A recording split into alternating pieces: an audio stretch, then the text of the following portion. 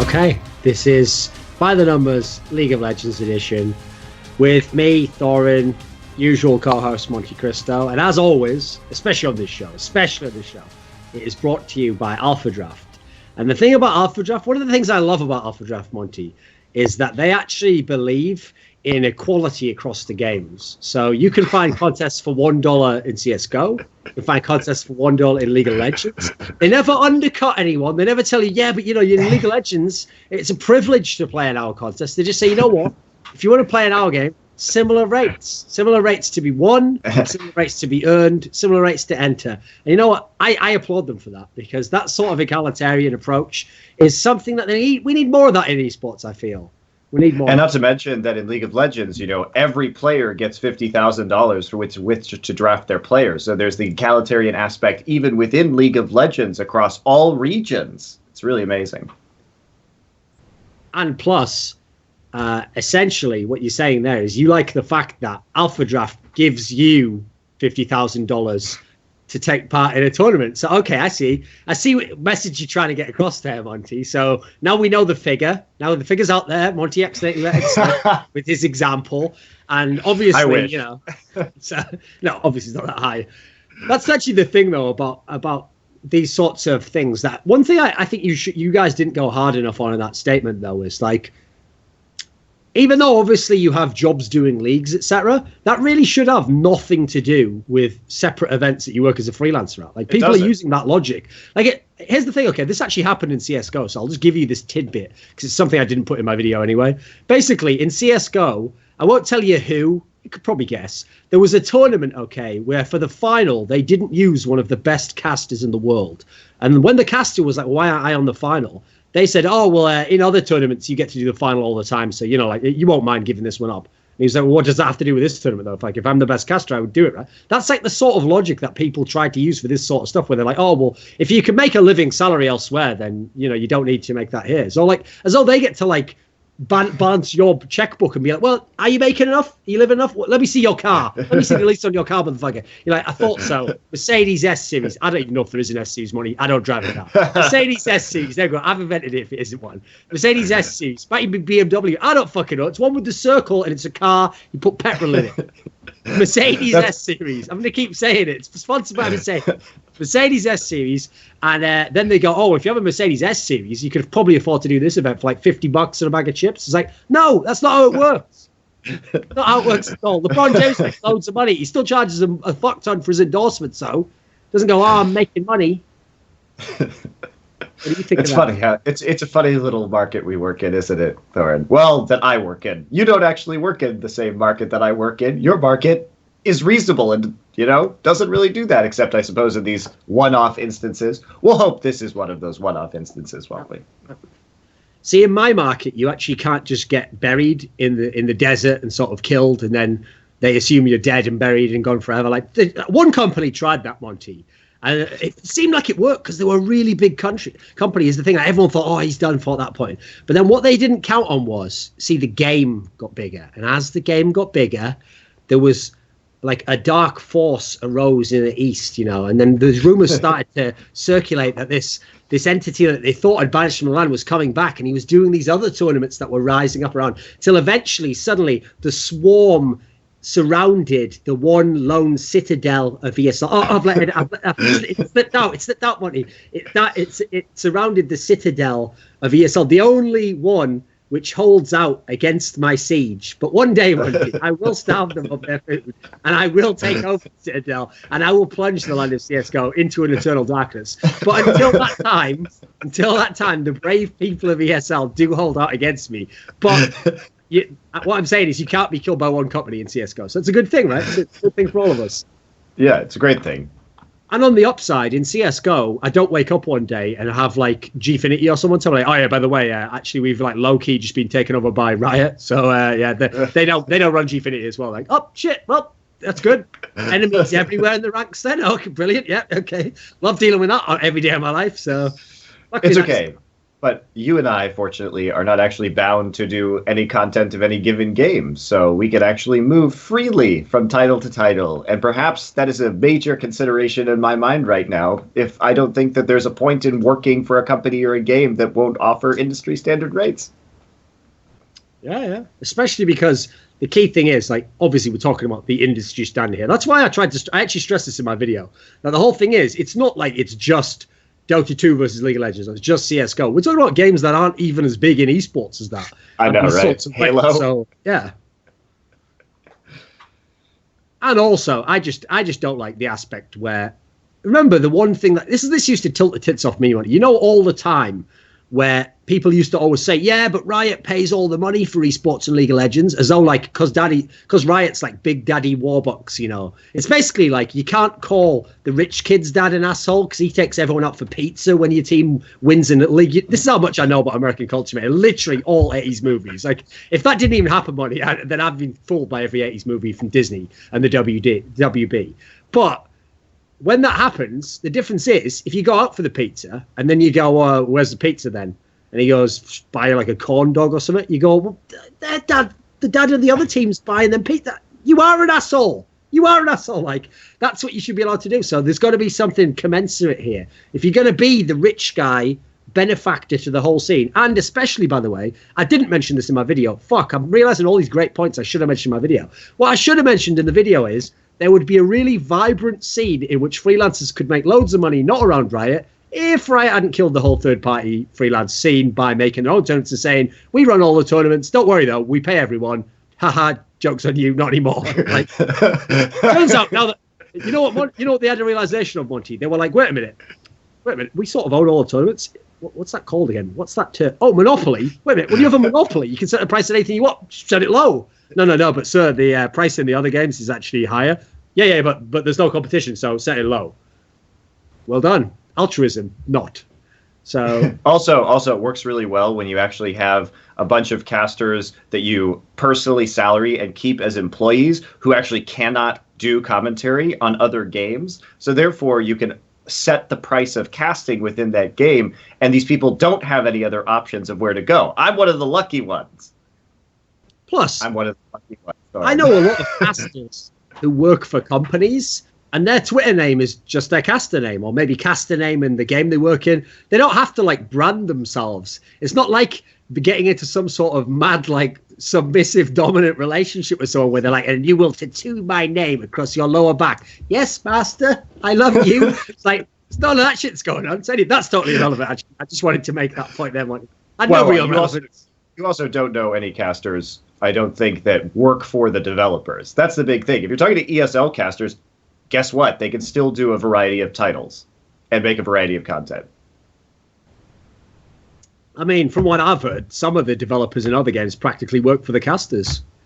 Shout outs to anyone in Korea where that might be true. So anyway, let's start with the show. We're back on the Alphadraft world here. And unfortunately this week we don't have any LCS because obviously the playoffs are late, but it's not going to be this week, so we don't have the contests yet. But we have LPL and LCK, which means, oh no, only 2 contests? Joke's on you, we're only doing LCK. So we're just going to do LCK. It's 4 series this week, and a couple of them are good, and a couple of them are crap. So the first series, in the second category, I'd say, KT versus Africa Freaks.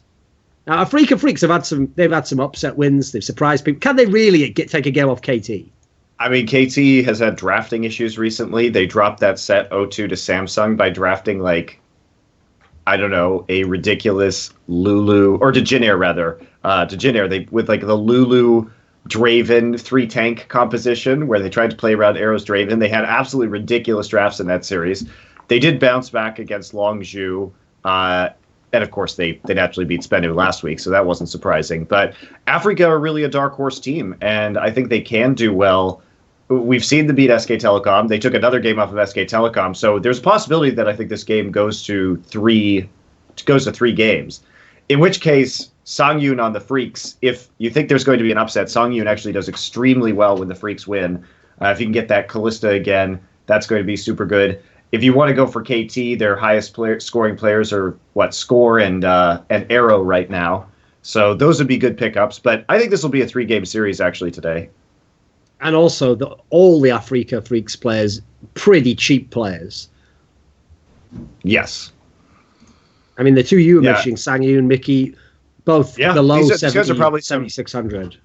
Yeah, I think these are probably some pretty good value players right now. Not maybe not Mickey so much. I don't know if I'd go for him at the current time. Technically, from a point average standpoint, Lyra, the jungler, is the one you would want to go for. But yes, I do think that those are probably pretty good. Even the KT players are not that expensive too, and I think this is a good match to pick in because it can go to 3 games. How did KT players actually do overall compared to the whole league, though? They're pretty good. Like I said, Score is their highest point total player, so he averages about 26 and a little over 26 points in a win right now. So that's looking like a pretty strong pickup, especially for a jungler. Peanut and Blank would be ahead of him in jungle points right now, average, but he's still top tier. Okay, and then we have Longju versus SK Telecom. Now, here's what's sad, Monty. Before the season started, this should be like, wow, 2 of the best teams in the league, head-to-head marquee matchup. This is like depressing. This is like a mid-table matchup now. What do you think of this one? This has to have 3 games written all over it. I think probably it will. It can be a little bit difficult to judge Longju's form. They did lose 0-2 to KT, but then they lost 1-2 to CJ, so they haven't been looking good recently, and they've been primarily running the Flame, Chaser, Coco,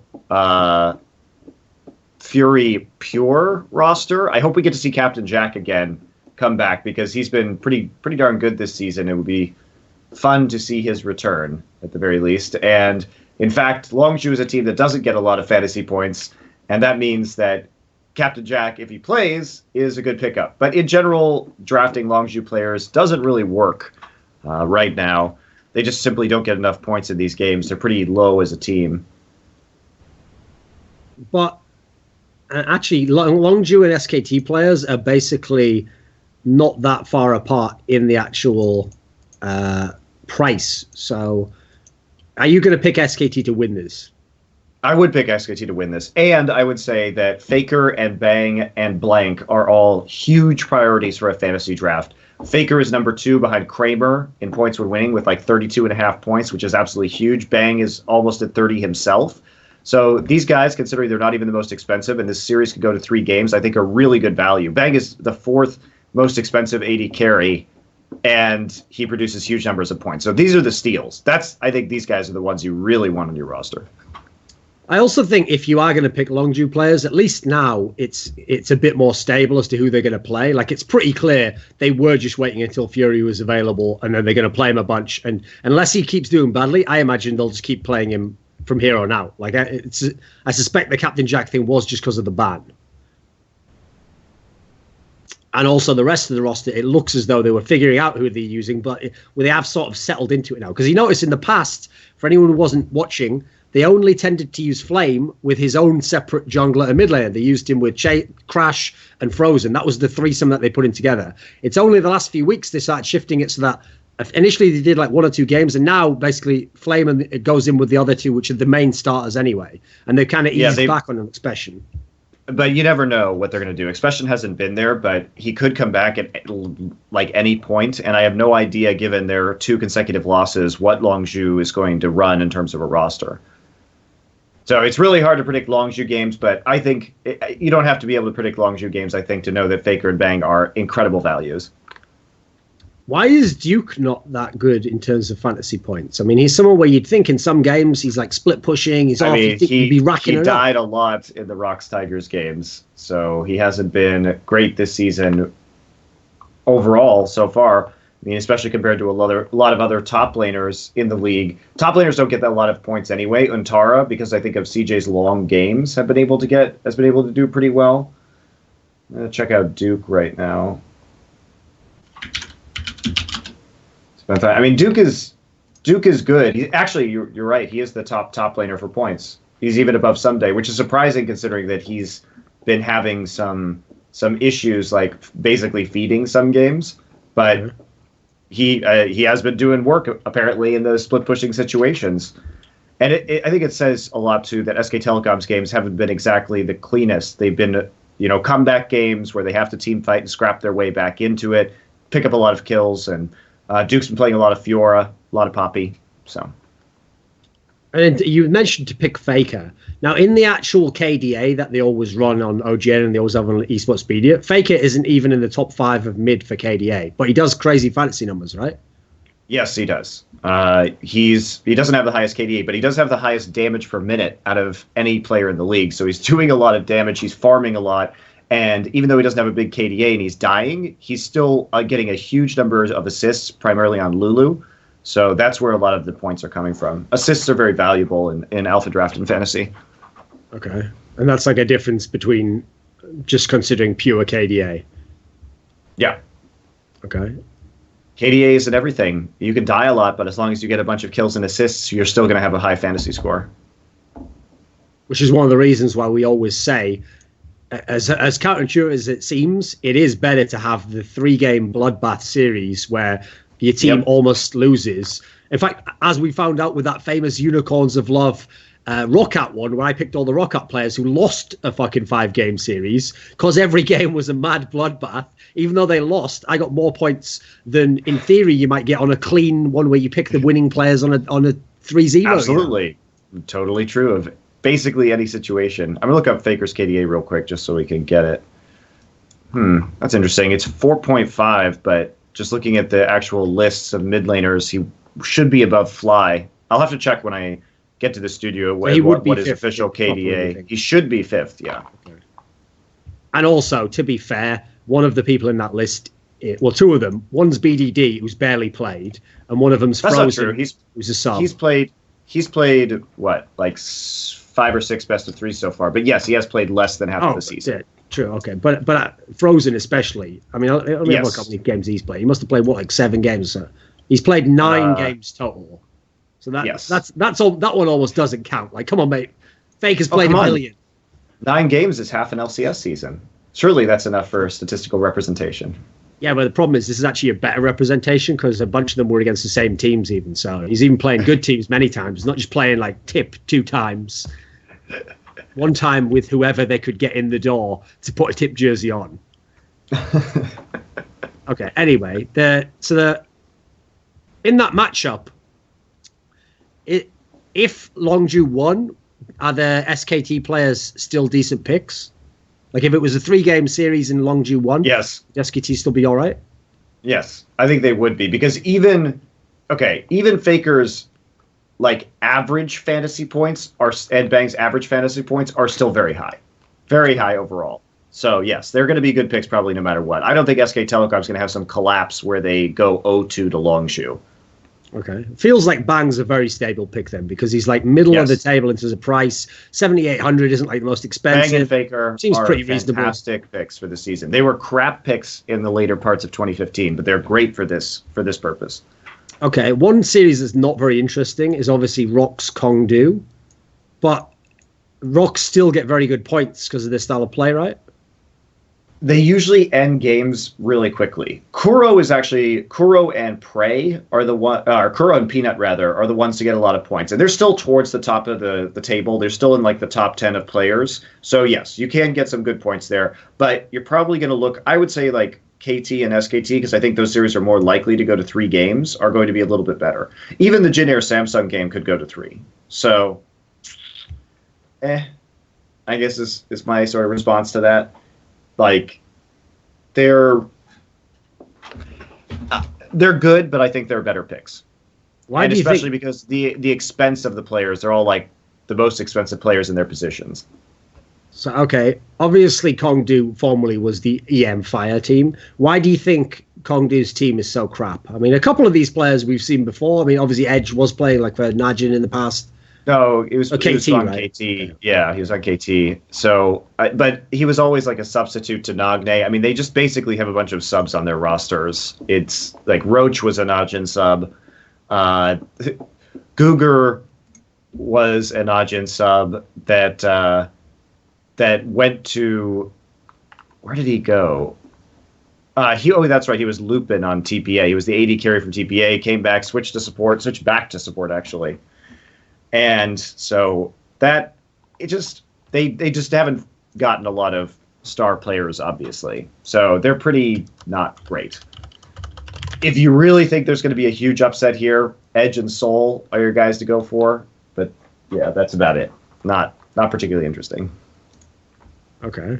So that's like an absolute lock, that game. Bearing in mind, Rox has lost one series all year. Yeah. It's not going to happen to Kongdu unless there's some sort of miracle. Okay. So probably the most interesting series is Samsung Jin Air, because these are the two teams where, first of all, they were the epic battleground upon which the second Untitled eSports war was fought, also won by me. I'm very much like... you're the prediction war. The prediction war was won by me, though. Sure. Who predicted Samsung to beat Jin Air. Here's the thing, Monty. This actually right here is kind of like a Riot versus you debate, because you're saying like, well, I get like the prestige and the credit for winning, and I'm like, just show me the money, motherfucker. I'll be as wrong as I need to be. Just show me the money. Like that's all that matters. Listen, you can take that good feeling home, feeling all warm and whatnot. I'll just take that.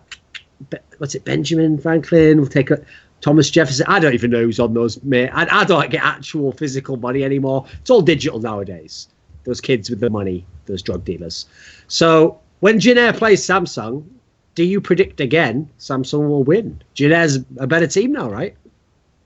I think you are right this time that I think Jin Air will win this matchup because basically Ambition has been exposed a little bit, not in that he hasn't been playing well, but that he really can only play Nidalee, Graves, and Kindred, and that when he's not on a carry jungler, Samsung as a team doesn't do well. So when they go up against Winged, I think you could just ban all those champions out. Winged can play Lee Sin, and then they'll win the game. Yeah, I mean, the key thing you pointed out there is like it's one of those scenarios where you can ban and Winged can play those type of champions. So you can. And he's really good at Lee Sin. You can especially, at the very least, it will be a battle for who gets like whichever one or two of those is open. Yeah. Is that the sort of scenario? Like, do you think Jin Air will like first pick Nidalee or something? I think Jin Air could absolutely first pick Nidalee. I think Nidalee is a very first pick worthy champion, but I think that Samsung will probably ban it. Or I think Jin Air will definitely first pick it. So the problem with Jin Air is that even though I think they're going to win, they surprisingly do not actually do that well when it comes to fantasy. Certainly they have really long games. They have one of the longest average game time, but they don't really fight. Like Jin Air is a team that will just prance around the map forever and never fight you and never get kills. So they're not the best fantasy team in spite of their record. Kuzan is the best player for Jin Air on fantasy, followed by Pilot. But they're not even like top in their position. They're still in sort of the lower half of players in their positions, and probably not very good fantasy pickups. If you think Samsung's going to win, Crown is a better pick when it comes to fantasy. Core JJ is a better pick than Pilot. And if you think Ambition is going to get his hands on Graves or Kindred, which I don't think he will, but if he does and Samsung wins, he can put up huge numbers. I mean, is there a scenario, like, do you think any of the Samsung players are worth taking anyway? Like, if it's going to go 3 games, if it's going to be exciting games, or do they have to win for you to be worth it, do you think? I just think neither, like, especially Jin Air, but also Samsung, they just haven't been, like, SKT or CJ levels of points, or even Rox levels of points this season. So even if this goes to 3 games, I think when we have the other matches this week, when it comes down to it, when it comes to like SKT and Rox also playing in the same days, that they're going to be better value, or the same contests. So, okay, in terms of Samsung being the only team to beat Rox, I mean, it is fairly obvious what the X factor was there. Ambition played like way above the level. Otherwise, we see him play for at least 2 of the games. Right. But when it comes to them, they bounce back. But then they bounce back. So it's important to note that after that Rox win, they came back and played the Afrika Freaks and lost because Afrika took away Ambition's carry picks, and then he had nothing left. But before they did that upset, they had also, I mean, you'd been saying that you thought they were much improved. They've obviously won a lot of actual games. Like they were never some bottom dweller this split. So what has changed about Samsung? What are they good at? What is good about their team now? Crown is super good.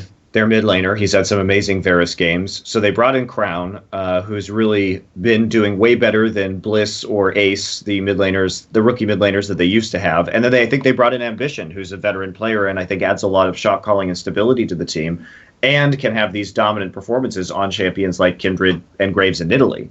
So they added another source of damage. Also, Cuvée has improved dramatically from his former self, I would say. So yeah, they've become kind of an all-around much better team. Crown and Ambition were really the big moves though that got them to where they are. What do you think, if you could just speculate, if Ambition had stayed on CJ, would that have had any significant difference on CJ, do you think? Would there be a better team?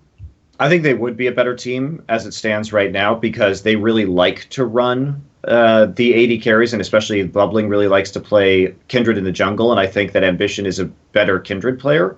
So I do think they would be better, but I'm still waiting for CJ to run Daydream, and I don't know why they're not doing it. It would be nice to see him in a professional match just to judge his skill, but I guess they're scrimming with him, and they don't think he's as good as Bubbling, which is hard to believe because Bubbling is not a great jungler. So when you play fantasy, since you're often wanting to pick someone who's going to win and is a high points getter, you're often having to pick one of the people who's very expensive, like at least one for your team. If you look at all the people we have this week, who's like the lock, really expensive guy, but he's going to get a lot of points this week as well? I'd just pick one of the Rocks Tigers guys. I'd take Kuro, probably, if you really want to go all out, just because that's going to be some guaranteed points, and we know he puts up like 29 points and wins. So theoretically, in an average Rocks Tigers performance, an average Rocks Tiger win, you're going to get like 60 points out of that guy in the 2-0. So that's pretty solid. Okay, and then we said in terms of cheap ones, if you think Afrika can win the series, and they have some upset potential, Songyun.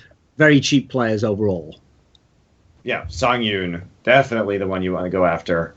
And then on the, obviously on the final play day too, we don't have the rates for those yet, but if you think Spenu can pull off an upset over Afrika, well, Nuclear is your guy to get you a lot of points. He's pretty much the only one on Spenu who gets a lot of fantasy points because basically he has to go off for Spenu to win, and Spenu has not won that many games.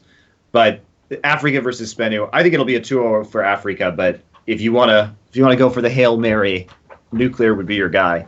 I think the most interesting match for fantasy this week, though, is SKT versus CJ, which is on the final day, because out of all the top 6 players, 4 of them are CJ or SKT players, being Kramer, Faker, Bang, and Sky. He's not playing anymore. That like BDD is playing, but in that order. So really, just that there are 3 in the top 3 are Kramer, Faker, and Bang, who have been doing extremely well.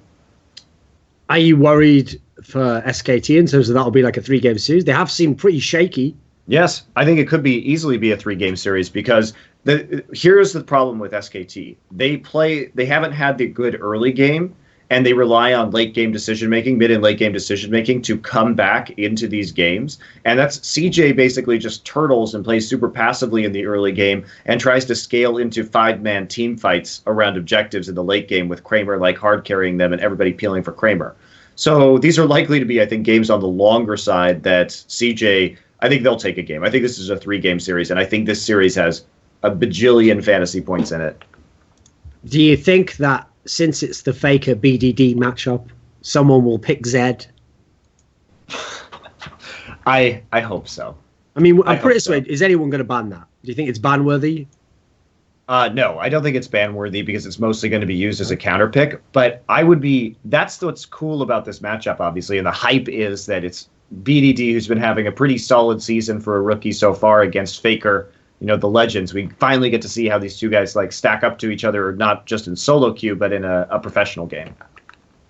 Plus, if it's not banned and your coach doesn't mind you playing because you're good at it, if you've spent your whole life playing solo queue and watching LCK, like, oh, I wish I played an LCK.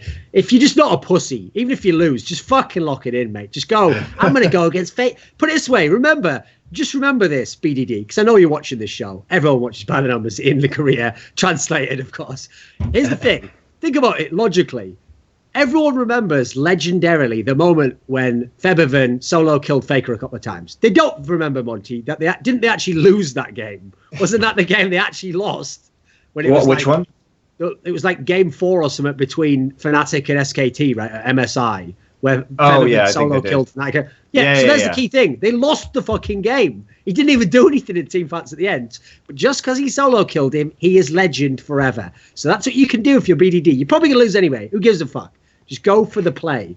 Try and call your shot, hit it, and then people don't forget that you died like an alcoholic, fat, and possibly cheated at the game. I don't know much about Babe Ruth. He's not going to sue me at this point, Monty. Luckily, he is dead. I have learned that, Monty. Through my career in esports, I've learned it's okay to mock dead people because they can't sue you.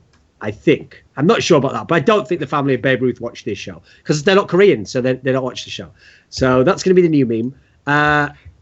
Okay, I think we've pretty much done most of this stuff here. Oh, wait a second. I actually have a question for you. So, Alrighty. At the moment, Jin Air is the closest to Rox Tigers. They have 10 wins overall in series. Then after that, like there's a lot of teams around 8, 7. Everyone at the moment tries to claim, oh, there's no way to know who the second best team in Korea is because, you know, like A beats B, but B beats C, but D beats E, EE beats A, that sort of a scenario. Who would your money be on right now to be the second best team in Korea? It's so hard because, yes, they all have been beating each other. Like, obviously, I have questions about KT. I'm not sure how strong Fly is. I don't think that KT wins unless Someday goes off right now. And I think that Fly is a limited champion pool to do that. I think if you shut Someday down, you shut KT down. Longzhu obviously having problems. SKT having a weak early game. I think at this point you just have to say it's Jin Air because they've been more complete at all phases of the game. And they showed, yes, they typically play these long games. Yes, they typically avoid fights and dance around the Baron in the late game. But we've also seen games like the last game in Game 3 against Samsung where they just snowballed the game brutally. And Kuzan has been a surprise this season. Talked about him a little bit earlier when it comes to fantasy points. He's the best fantasy point player on Jin Air, and he's been doing really, really well. I mean, that's the weird thing about Jin Air, because, especially because it wasn't this case last season, is that one of the things I think makes them good and why they haven't just like flared out and dropped back down the table is the team's actually pretty reasonably well balanced. Like Pilot's a solid player. He's obviously not a star player, but he's like solid, does his job. Kuzan, as he said, has been pretty good. He is like the new GBM in a sense for them. And then Trace obviously is improved. And the key thing about Trace is you can't ban him out. Like he already has shit he wants to play that you wouldn't ban anyway. So you would be an idiot to waste bans on stuff that he would play. And he's been doing so well. Do you think that they will get like figured out at some point though, or some of these other teams will get back up above them? I don't know. I mean, I think Jin Air really likes to play poke compositions or triple AD carry compositions, so they do have a weakness, I think, to hard engage, which might make like a match versus a best of 5 matchup or whatever versus CJ interesting. I guess we could see it going that way. It's hard to say, like they did beat CJ 2-1 though in the last meeting last week. They did look again dominant in that game 3 versus CJ, but it was a good series overall. It was a really solid series. So perhaps CJ, if they played again with their hard engage, might have some luck there. How is it possible CJ has a better record than SK Telecom? On paper, that roster makes no sense. It could have a better record than SKT. Well, it's also worth noting that they've played 3 more best of 3s at this point. Okay. So they've played 15 of their 18 matches, and SKT's only played 12. So we'll just wait until they actually have played 15 matches, and I think that will change. And SKT, I think by the time the dust settles, like we're going to see SKT more in the 3 to 4 range, would be my estimate. Okay. Do you think who do you think is the most likely team to beat Rox again? Because as we discussed on some of the insight, they have to play Jin Air and I think CJ, and then the others are like the shitters. I think so. I think it was Jin Air and CJ, right? They still have to play them, right? I don't think anybody is likely to beat the Rox Tigers again, but Rox has to play KT and Jin Air still in the top of the standings. Their other matches are Kongdu and Africa, which obviously they should do quite well with. So it comes down to KT and Jin Air. Based on some of Jin Air's performances and Jin Air losing quite convincingly to SKT, I don't really think they've got what it takes to beat the Rocks Tigers. Maybe KT does. Maybe. But I doubt it. I think Rocks Tigers are closing this season without losing another best of 3. What do you think the key things you have to be able to beat them are?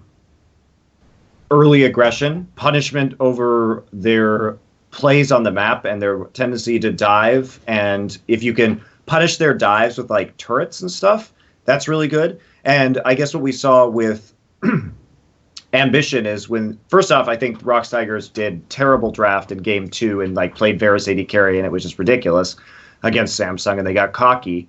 But the Rocks Tigers in game 3 just got totally styled on by Ambition's Kindred. So I think you need a good, like a solid early game jungler that can actually scrap and win duels against Peanut. So could be Jin Air if they pick something like the Lee Sin again for winged. That could be a major factor that could turn that game around. I have a question. Do you think the fact that we've had all these weird role swaps to jungle, it's all to jungle for some reason, does that... So jungle's supposed to be one of the roles, Monty, where that's supposed to be one you can be arrogant about. Like, this is about knowledge of the game and understanding what your teammates need. How the fuck are people like AD carries and mid laners switching to jungle? Has that prompted any thoughts? It was a long time. About the position? It was a long time ago, and yes, it does. I think that these guys have a lot of knowledge from playing the game for so long and being veteran players overall. It's the best region in the world. I also think that we know that at least Score was one of the primary shot callers on the KT Bullets, and he was a big voice in that team and always played like an intelligent, reserved, cerebral style as an AD carry player. Ambition was a little bit more of a surprise, but if we actually think about the way he's playing right now, first off, he gets to play in Italy again, and second off, which is always one of his best champions, and second off, he plays the jungle role like a mid laner. He farms, and then he's super good at positioning in team fights with carries and dealing damage. So it's been good for him. See, the one that tilts me the most, Monty, I'm pretty sure it gets to you as well, is that Kid of fucking Invictus Gaming actually wins games as a jungler. I can't handle that. That's too much, right? I stay away from China for that reason. Like, if I start actually thinking about China, my brain melts. That's like forget like Darkest Timeline. That's just like pure nihilism, trying to think of that as being an acceptable thing in the world that he plays. Not only that, he replaced Cacao. Yeah, that's fine. That's totally fine, yeah. This is all fine. This is all fine. That's just unacceptable. Cacao is like banished to the LSPL or some bench right now. I don't even know who Cacao plays for. That's the sickest thing about LSPL. It does have all this structure, and yet no one covers it. No one even knows what goes on down there. My favorite is Save. He literally just went he disappeared below the water surface. They were like, "You okay there, Save?" No one ever heard from him ever again. Yeah, we didn't even find a body, Monty. We just have to assume he's dead. It's like that guy Richie from the Manic Street Preachers, who just one day just ran away from like a bridge in Cardiff or something, and he's just presumed dead, Monty. No one knows if he actually died. No one knows if he committed suicide. Eventually you have to give up, Monty. Stop caring about them and just assume they are dead. That is safe. So here, you'll enjoy this. I didn't even know this. Cacao is currently playing for Wan Yu, which is an LSPL team in 8th place in the LSPL. He plays with another Korean player whose ID is Sleek, that I have never heard of. That is Cacao's life now. Jesus, mate. I'm in the LSPL one now, and I'm on eSportspedia, and I'm clicking on show roster. The sheer amount of Koreans, and Koreans that don't even have a page, is depressing the fuck out of me, mate. Like half the play. Oh my God, I'd forgotten about this. Talk about disappearing below the surface. Remember that Watch and Goon play in the LSPL. Yep. They're actually in LSPL. Not only that, that poor fuck Cola who used to be on Starhorn Royal Club is on their team as well. And Zhao Zhao. LSPL is where careers go to die. Oh, Zhao Zhao is currently on the 14th ranked LSPL team. Despite the fact that this guy is a declared NA mid and no one has taken him. Oh, apparently Save is still there. He's on Young Glory with Illusion, the old IG jungler, and they're second from bottom in LSPL. Brilliant. Yeah, just keep playing forever, guys. Don't ever give up. Watches on ZTR. Okay, Yep. well, at least they're 6th, I guess. At least they're all right. Jesus, these names are just giving me What the hell?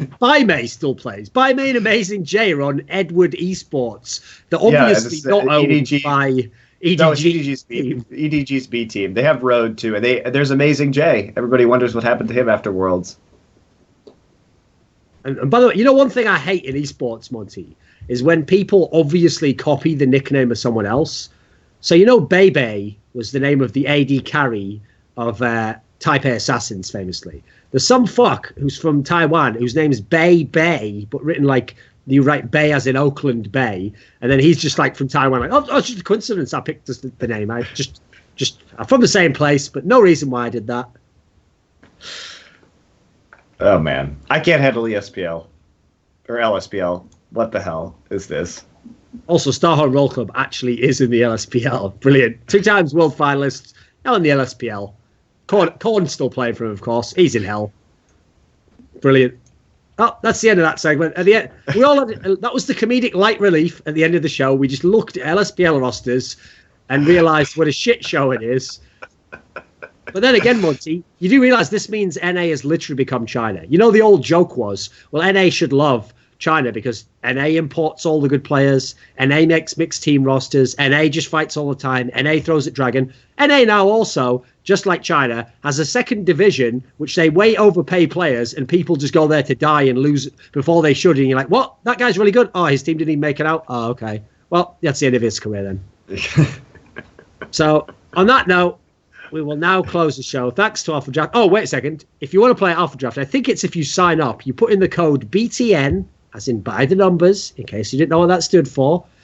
And you put in the code BTN and you get a 100% bonus up to $300. And the idea is it's like when you go on a poker site or whatever, you don't just get the $300 because obviously then you would just go, haha, joke's on you, pull out your $300 and the $300 you'd invested. Therefore, everyone in the world would steal $300 from Alphadraft. They would go bankrupt because they'd have to develop it. And that's obviously wouldn't happen. Therefore, you have to play and it unlocks some of the money till eventually after playing enough, you've unlocked all the money. Much like if you work for Riot, you don't get the money immediately. You have to do the job. It unlocks the money and you get like bonus prestige points. That's like the swag feeling you get from winning on Alphadraft. And that's how the show ends. So if you're going to play Alphadraft or if you're going to work at Riot events, be sure to do it like me and Monty and do it by the numbers.